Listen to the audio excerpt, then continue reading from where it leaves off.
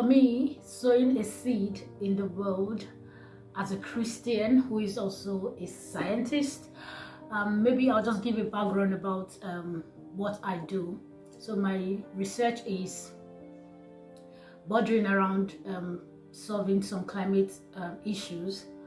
particularly related to waste management and resource recovery from waste. So if you look at climate crisis, there are a lot of things that are contributing to the climate crisis that we have today in the world,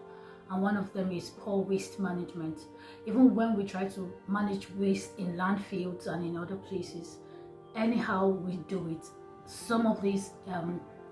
greenhouse gases, which are the major contributors to global climate change,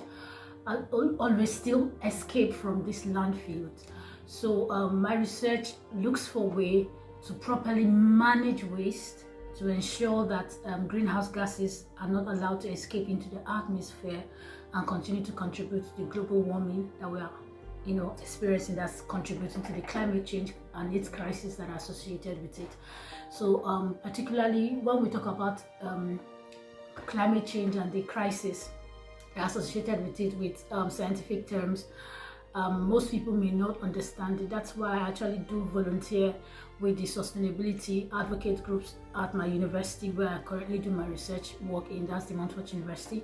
And whenever there's an opportunity, like the Leicester City Council have been working on their own to ensure that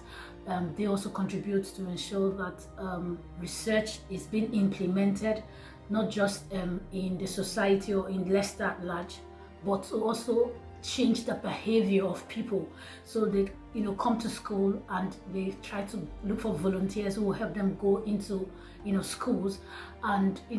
break down this whole big word we keep talking about, climate crisis, in smaller terms to peoples that are usually aged 4 to 11, to explain to them what it's all about and how they as children can influence their immediate environment through the kind of food they eat, through the kind of